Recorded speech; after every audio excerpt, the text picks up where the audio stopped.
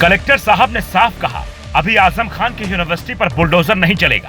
हैरानी की बात यह है कि ये वही कलेक्टर साहब हैं जिनसे पंगा लेकर आजम ने अपनी राजनीतिक जमीन को मिट्टी में मिला डाला था। फिलहाल कलेक्टर साहब कमिश्नर हैं और डिप्टी सीएम कहे जाने वाले बर्बादी की कगार पर खड़े। लेकिन यहाँ एक ऐसा ट्विस्ट आया जो किसी को समझ में नहीं आ रहा है। रामपुर की जौहर यूनिवर्सिटी पर लगभग बुलडोजर कार्रवाई होने ही वाली थी। वहां पर आजम समर्थक लोग प्रदर्शन कर रहे थे, लेकिन ऐन वक्त पर योगी सरकार ने फैसला पलट दिया।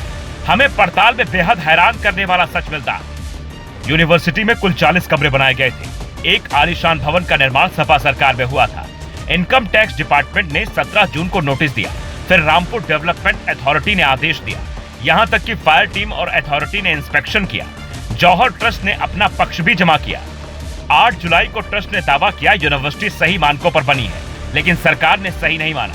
करीब 83,000 स्क्वायर फीट में ये यूनिवर्सिटी बनी है। दावा है कि सपा सरकार ने खूब पैसे बांटे थे। 17 जुलाई को जल निगम ने 11 करोड़ की रिकवरी का नोटिस थमाया, लेकिन अचानक खेल बदला।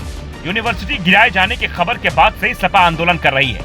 वहां सपा कार्यकर्ता दफ्ती पर लिखकर पहुंचे थे कि जुल्म के दौर में आवाज उठाएंगे, जौहर यूनिवर्सिटी हम तुम्हें बचाएंगे। यहाँ तक कि रामपुर में आजम के धुर विरोधी और आम आदमी पार्टी के नेता फैजल अली लाला तक ने विरोध जता दिया। सोमवार को लखनऊ में प्रदर्शन होता है और शाम होने से पहले ही खबर आती है कि अब रामपुर में बनी जौहर यूनिवर्सिटी पर बुलडोजर नहीं चलेगा। वजह क्या है, जरा देखिए। दरअसल जिन 38 बिल्डिंगों को गिराने का आदेश था, उसमें Islamic education, law department building, agriculture, engineering और फार्मेसी डिपार्टमेंट की बिल्डिंगें शामिल थी। इस यूनिवर्सिटी को बनाने में सपा सरकार के दौरान करोड़ों का खर्च किया गया था। आजम खान तब सपा की सरकार में डिप्टी सीएम कहे जाते थे। उनका फैसला न तो सपा कार्यालय में कोई टाल पाता था और न ही मुलायम सिंह यादव रोक पाते थे। फिलहाल वो जेल में है, लेकिन सरकार की कार्रवाई लगातार जारी है। अब हर कोई हैरान है कि कलेक्टर ने ही आजम की यूनिवर्सिटी क्यों बचाई, जबकि दोनों में दुश्मनी कही जाती है। दोनों में इतनी अदावत है कि एक दूसरे का नाम सुनना पसंद नहीं करते हैं। फिर भी यह कदम क्यों, तो सुनिए अंदर की बात। दरअसल मुरादाबाद के कमिश्नर आंजनेय कुमार ही रामपुर डेवलपमेंट अथॉरिटी के चेयरमैन है। इसीलिए सपा ने इसे एक अधिकारी की तानाशाही से जोड़कर मुद्दा उठाया, जबकि ऐसा था नहीं। नोटिस तो इनकम टैक्स डिपार्टमेंट ने भेजा था, फिर फायर और बाकी के डिपार्टमेंट ने अपनी जांच शुरू की थी। आंजनेय कुमार खुद एक तेज तर्रार IAS अधिकारी है।